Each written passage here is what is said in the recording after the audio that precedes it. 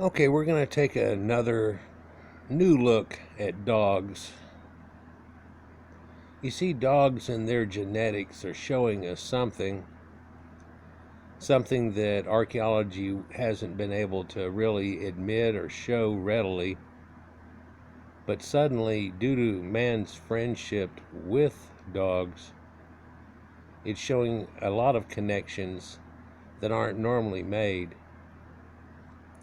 Like recently, I've shown that they have proven now that a dog out of South America in here, that's the common dog for there, and leads up to this point, which you're seeing in blue there, right, mainly, is actually a Danish type hunting dog that's from up here, and you can see that genetically. The only issue with that is it actually showed Viking contact not only in Newfoundland and so on, like you see up in here in the Labrador Retrievers, and that type of dog that's all across North America and still in that blue. And it is quite different from your Samoyed type, which is showing you the red and green.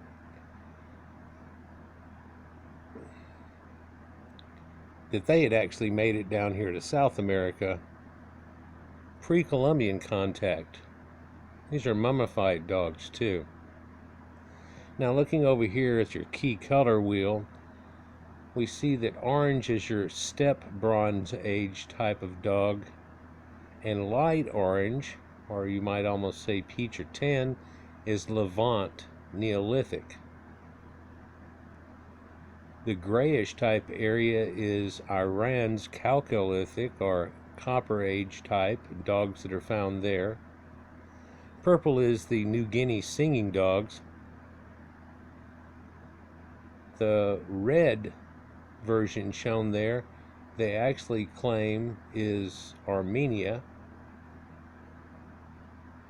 Bakal is the name that's put over what it looks like on the green. And that, of course, is showing you up here in the edge of Siberian dogs and then whipping over to here. And that's all the types that are Samoyeds and so on. And looks very much like a wolf cross. And in fact, that's what it is. And a portion of it is that wolf.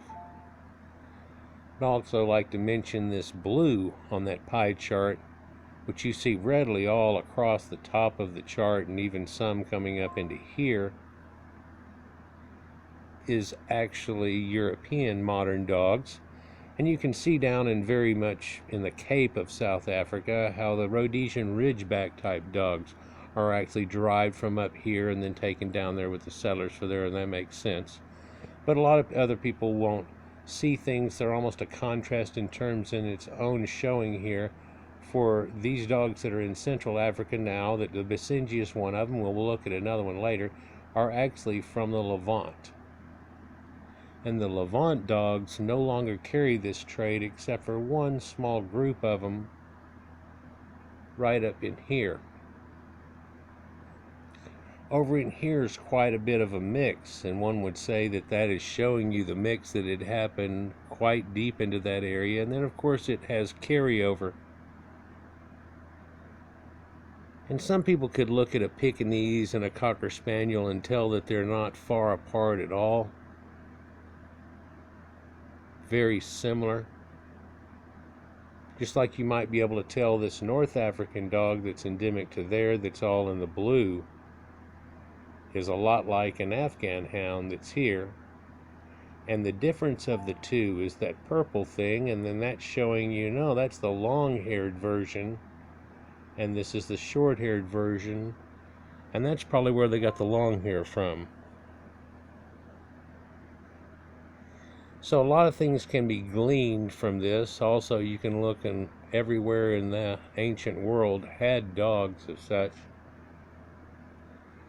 One thing that's strange to point out is that the dingo that's known from Australia here, and the other endemic dog that's from here, shows a European type, but we know what that's from in a modern day. But the dingo comes from over here, and that shows another connective to people that used to live in that area. And it's not really a dog that's known to have been domesticated by the Australian Aborigines, though, is it? So it shows you that there was a connective somehow getting over there with a dog that became wild and never became tame again. But that's probably for a part of another video. It does reveal something about them. Down in the bottom in these three pictures here, you can see waves of migration that they've been able to tell that go along with the pie chart and the colors that go along there and where dogs came from and so on. Spreads out of certain origins of European types dogs through Anatolia, so on, but also showing you that where dogs came from that are in Africa, even the wild dingo that's there and so on, had actually come in a derived point from out of the Chalcolithic of the Levant, which came actually before that from Europeans and from the Near East, as you say, and the Fertile Crescent. And then that mix was able to give a few different types of dogs, and we'll look at the different types of dogs that are there. But you can see that one wave came across it over 7,000 years ago, and about the same time, and this together ends up being the farming people that brought these dogs in. And strangely, it does correlate exactly with the time that all of those crops and cattle were brought in to Africa that ended up becoming the Caucasian Egyptians that we all know of, that started from the pre-dynastic area, because we're well predating that. But let's look at some more information about dogs and some things that we can show about them, because dogs have been shown for a long time to be man's best friend. This is probably the fourth or maybe fifth video that I've made about this, but how old could they be? Well, we've talked about footprints quite a bit here lately. Now, let me see if I can get that a little better. You can kind of see on the left that there's a human footprint, and then right next to it is a barbel, and that's close up on the right side of here. And what this is a 26,800-year-old footprint in Chauvet Cave that we've talked about, and I did a video about the cave paintings that are there. I had a mention about things that are like this attached to the cave, but of course they are not willing to give you the idea that they were together at this point. There is confirmation now at 23,000 years ago, domesticated dogs now. So that date is totally changed, but they're not willing to accept this. And the reason being, of course, is this a dog, a wolf and a person following the wolf, or is this a wolf following a person, or are they walking actually side by side? And there's no telling, and there's no burial that's actually there with it that shows dogs. But there are quite a few archaic burials that actually show dogs. Some of them have been found in caves. Now again, this is that Chauvet cave that we've talked about here recently. And it looks like it's a primordial dog, what we would actually call a genetic dog. And so there's another dog that's been found in a burial, but not associated with people. That's here that dates to 31,600 BC, and somebody buried it because they made a pit around it. They used extra rocks and gravel and covered it up, and I don't think anybody's willing to think that a dog did this, like drugged the other dog in there or did something else, that this probably was with humans and one of their dogs. A closer look at this also shows that this was a wide-snouted type of dog rather than a real pointy type. They haven't done genetics on this one though totally, but I'm slowly but surely they're doing a lot more of this. And there's cave paintings of other dogs that have been around and showing, and light-faced dogs. So there are a lot of people that are now saying domestication at least goes back well over 35,000 years. And the origin of where they come from might actually be on the edge of Nepal, through the mountains there, Afghanistan, what we call today, Tajikistan, and then up into Proto-Indo-Europeans lands, down into the edge of India, and then that taken as the Ice Age went away. So this well predates the Ice Age from that up to a higher point as that melted away and caused all the changes too. But there's more genetics that have to be tested to see if that's the actual effect, because some of these things are actually derived from a wolf and the others are not derived from a wolf. A dog is not actually derived from a wolf, it's derived from a wolf type character. So it's something actually different, closely related, but just like coyotes and so on have different spread on it, and I believe later we'll see a picture of that.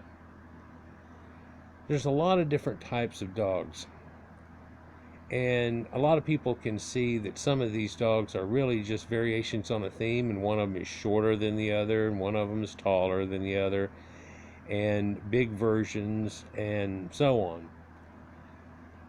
But dogs have been a derived point, and due to selective breeding, we can easily see how cattle have changed from some wild thing into what we have today in our myriad of forms. But it's hard to believe in that short amount of time we've also been able to take dogs and turn them into their myriad of forms too. But these Master of Beast people here had it going on. So it goes well back over 23,000 years, and conspicuously that goes with the new confirmed date of people walking around in North America, because we have footprints showing that.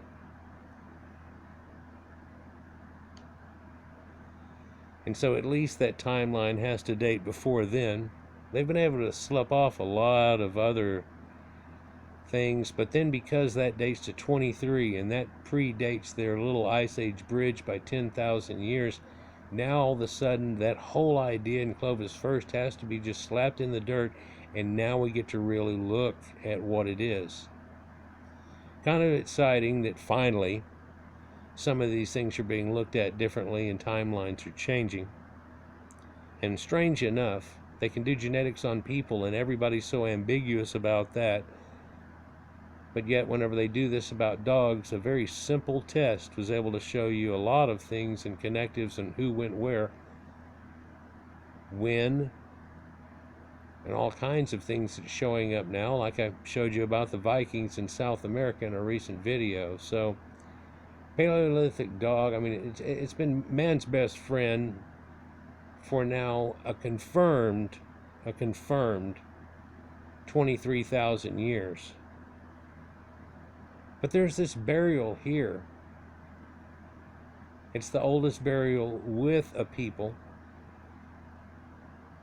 and it goes with the Germanic people, but well before we would think of in Germany, at 14,200 years ago, showing a dog being buried beside these people that are here. You can see they're wearing clothes and all that type of stuff. Was originally looked at as being a wolf, but once they got closer examination, they decided, this is this is a dog. This is a modern dog. What are y'all talking about, a wolf? They DNA tested it, and yeah, it's a modern dog.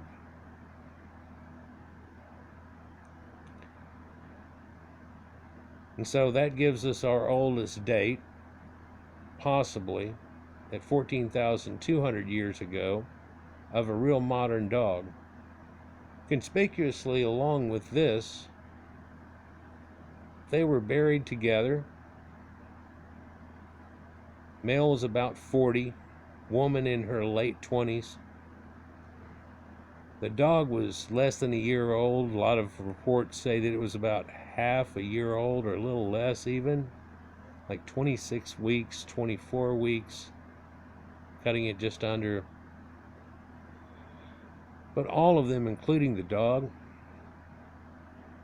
were swathed in red ochre, and here again we're talking about early red ochre burials, and that's still going on, and it was a leisurely coating of it. In fact, once the body decayed totally and everything, you can tell that they are just totally swathed in that red ochre. Well, there's another connection. The Cro-Magnon type of people that are going on here. The male, by the way, is over 6 foot. But originally they thought it was a wolf, but it's not a wolf. It's a modern canine. So you could look at the picture like this and see where they had buried these people, and whenever they did so, it's not a baby next to them. It's something that they cherish just as much as something like that. Showing you how much connective they did have, even at this time, to these animals. For it's not even fully mature, and yet buried with them. And whenever they tested it all out, they showed up distemper too, and it looked like the dog had died from distemper. Which really sucks. Gives me an idea if this was the first Old Yeller. And no, even though they show a depiction like this, the dog wouldn't have really looked like a wolf. So again, whenever we start to look at this genetic connections here and showing what went where and so on, and everybody seems to have this idea that that Samoyed type of Eskimo Husky led to all the other dogs. It really didn't work out that way either. Just like when we talk about humans and we realize, no, really didn't work out that way, and there surely didn't work out the way that they tried to present it, because genetics show that they can't have that possible connection that they're trying, and it doesn't all come out of one stem. And there's a few genetic backgrounds to these dogs that are quite a bit different at the earliest of domestication points that we can find already, leading to a lot of people to say, well, the independent variation of dogs that we're showing here and the wedges that are even crossbred with each other are actually domesticated before, and it goes back to about 36,000 years ago, which again shows a Cro-Magnon connection, for it's not believed that Neanderthal had any connections with them. They'd be found with wolf teeth and so on. And there's a big difference between a wolf and a dog, and you can see that dogs help protect people from wolves.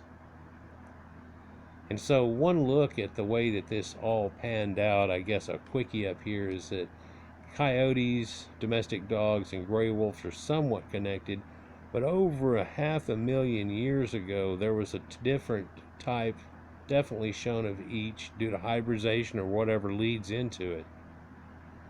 And that led into domestic dogs, which are quite different, and it doesn't really work out the way people come across, and actually didn't happen as near in time as people originally gave credit for. And so by looking at where certain dogs are at certain times, they're starting to make maps now and showing that, yeah, over Anatolia here at 6300 BC there was some dogs, but not until 500 or 5000 BC in Italy and so on. Sardinia has them at 4700, 4500 up in the UK, and goes on. But different types of dogs start to be intermingled between each other. And that also shows you connections, like I showed you on the thing before, with the different 3 of them and when, who, went, where. And so looking at it, even though we can only really have a good look at what happened recently, we can look at that and see a difference, and we can just pin out one certain one and we can tell where's that come from. Like all the African dogs that we know of today that are endemic, not the ones that were brought to the Southern Cape, like this is a variation of here, actually were brought into Egypt and in North Africa some 7,400 years ago, and made its way into Egypt and up the Nile, and really was a connective that was just where it's showing right now for a period of time, and then whenever everything consolidated, they're showing up in the Nile, definitely. Of course, a lot of people know about Anubis and its connectives. Where'd that dog come from? It came from out of Europe and the Near East, because one led into the other here. And so there's also another dog that's been found over in Europe. That's about 7,000 BC. But it's showing a hybrid. It's showing a hybridization of a Canaanite type hound from Lebanon or the Holy Land, or whichever way you want to call it, because we're back before that type of epoch. And a hybrid situation of that, and then what was the existing European dog there, which looks a little German Shepherdy, but you have to twist that with other things to get that out of it. And that had a little bit of wolf for him, but the other one didn't. And so that'll actually show you a connective too, and whenever first waves, like I talked about before in some other video, of people going where and who went where and so on like that. Another dog here that's been shown at over 16,000 BC. That's a type that's actually in Lebanon, and later shows that it's up there, working its way into Europe, and then later it shows over to be the one that we just showed a moment ago. It's a cross between the existing one that's already there up over it, a little bit west, or west of Poland. So,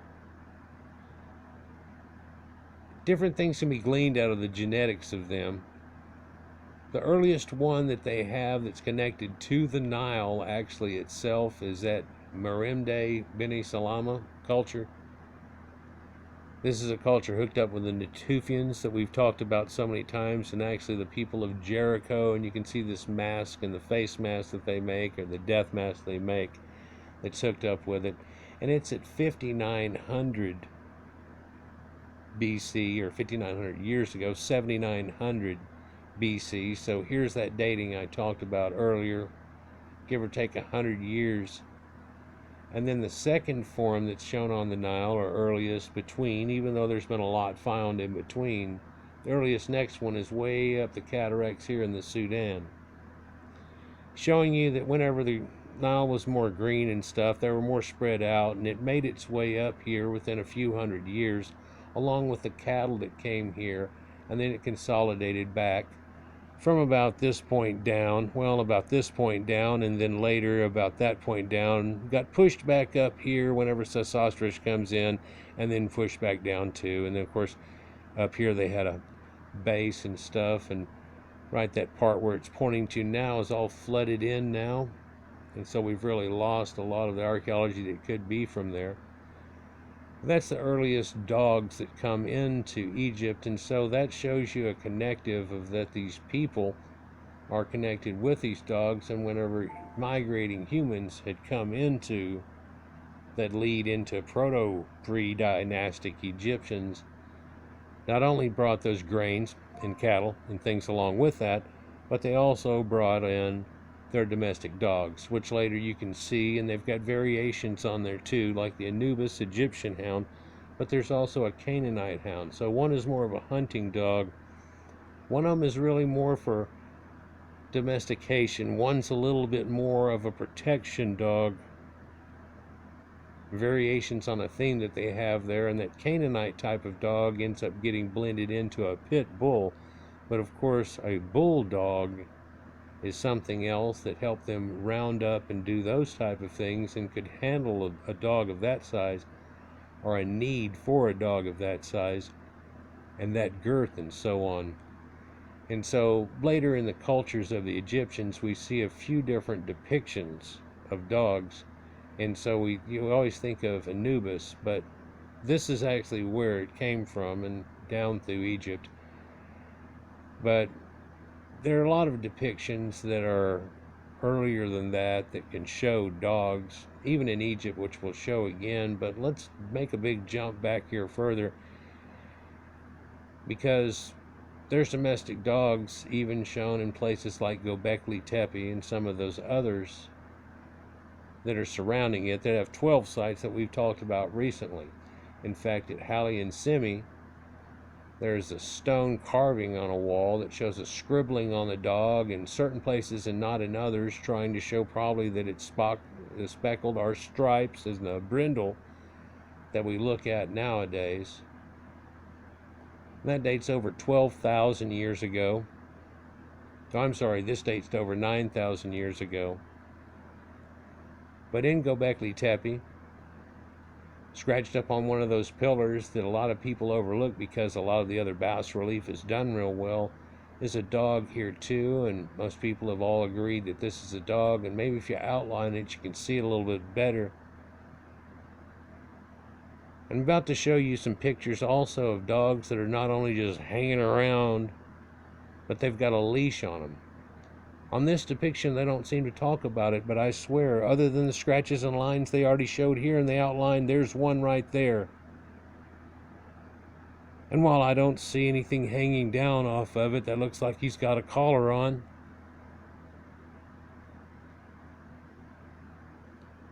That's back at Göbekli Tepe.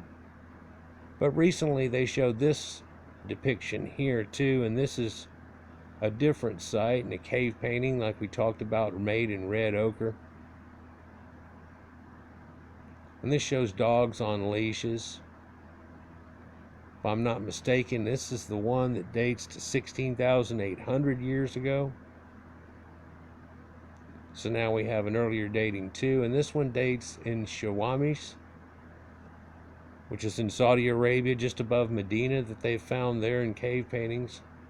And this was only found about 4 or 5, 6 years ago now, right? Something like that. So a lot of these depictions here that are on here, and it shows them, and you can see the straps that are up to them and the dogs that are loose. Although in this area and all around through this area and inside of Egypt, there's a lot of dogs, but they can't discern if any of them have a leash on them.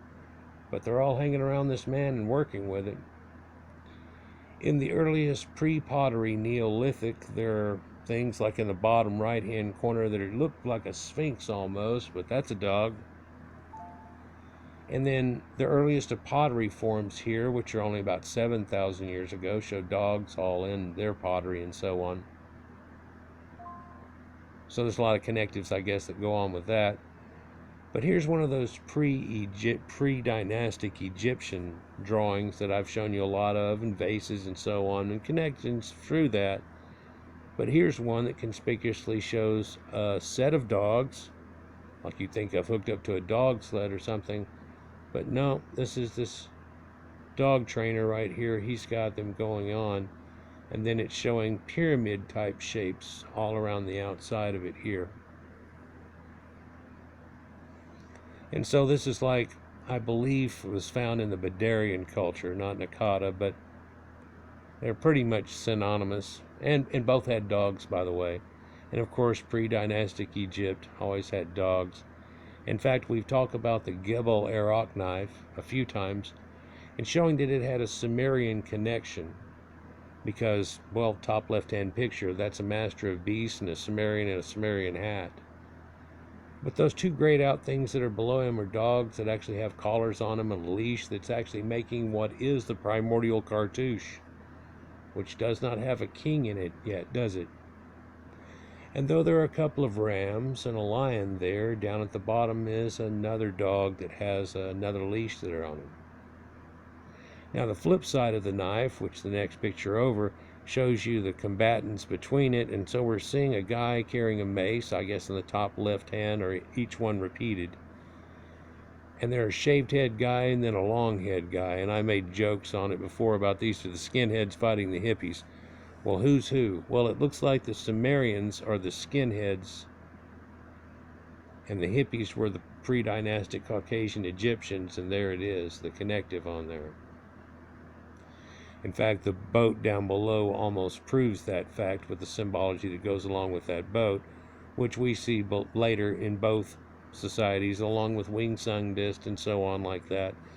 But I'm not saying it directly comes from them, for there was a lot going on before the Sumerians showed up and said, do you know what you could do with this flooding river?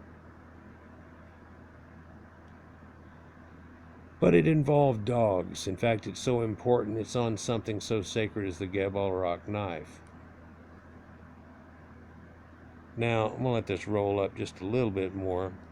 But here's a bunch of different depictions of dogs that are in Egypt. And of course, the one in the center shows that they've got them on a leash and they're hanging around together. And it's two different types of dogs. One looks like a Nubis, the other looks more like a greyhound or something. And there's at least, people have said, at least 5 different types of dogs. But would you believe that the bottom left-hand corner has been called a cat more than a dozen times? And I see how they get that out of the face, but look at the tail. But the hieroglyphics above it are not saying cat, which they called meow, by the way. That's where we get that from. Also, you know what they called cows? Cow. K-A-W, but isn't that cow? Yeah. And the far left middle is a Dalmatian type of dog, but I've seen them try to call that leopard or cat synonymously. So they had about 6 different types of dogs going on there, and it wasn't just the one you're thinking of. In fact, this Canaanite hound that we think of, really, if you look at it, is the predecessor to what we think of as a Mastiff and pit bull types of dogs. Or at least that drive point's already at that point. And this is thousands of years before that and into it. So they have a lot of connectives.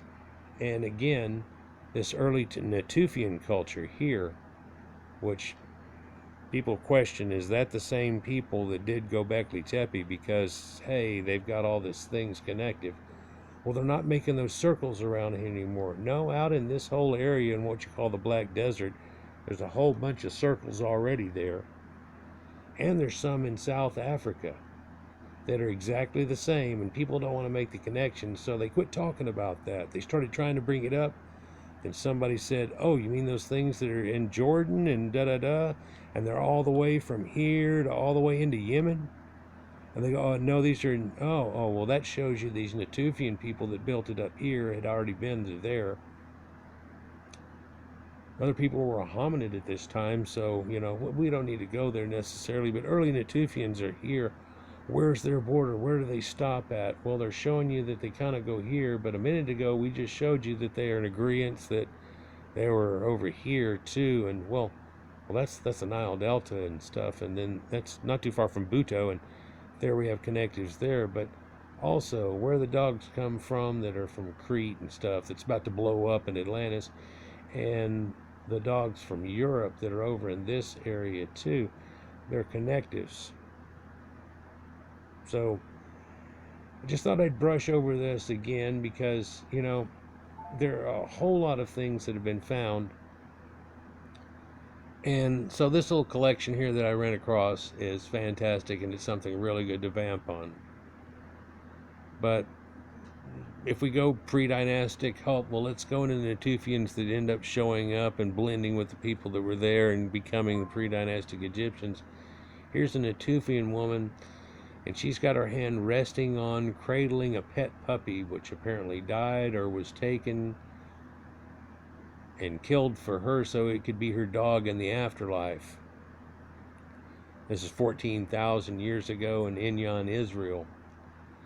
Well, this is the Natufian people.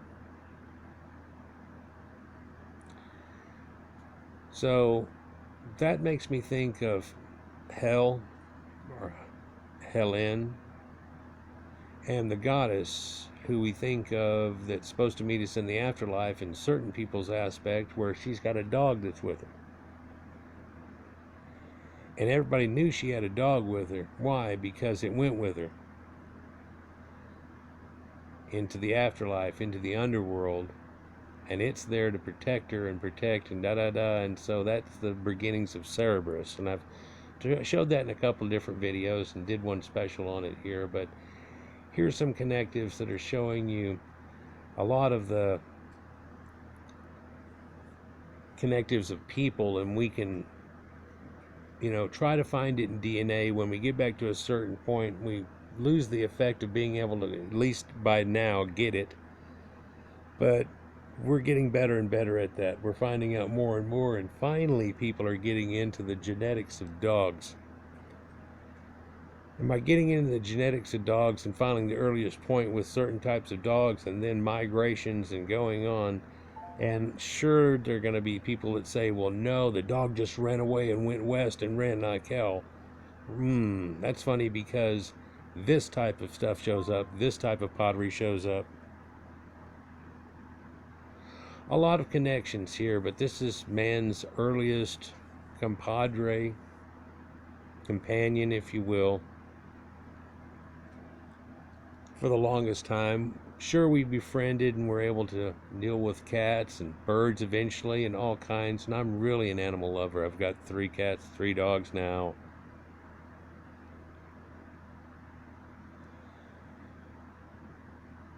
But how long ago did mankind have it? Well, they're now shifting the date in agreement. It's 23,000 years ago, confirmed.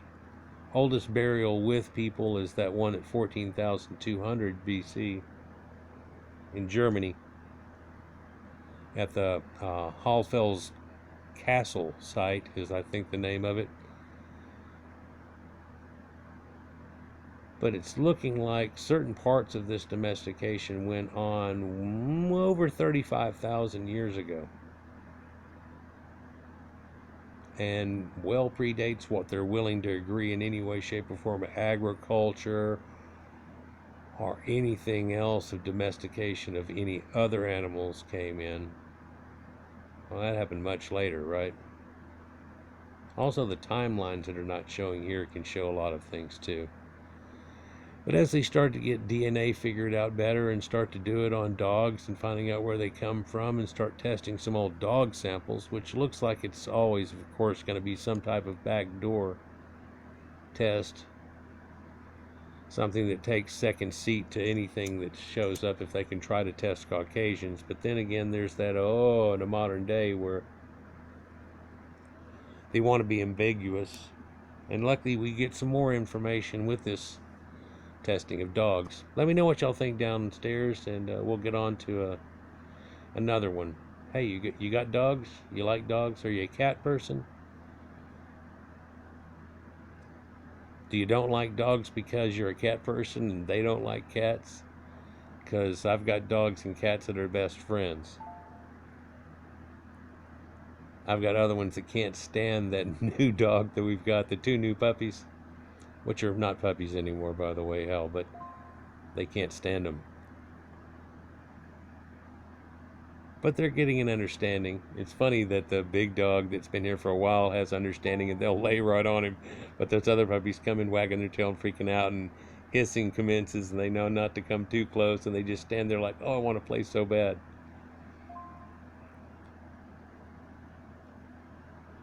Peace.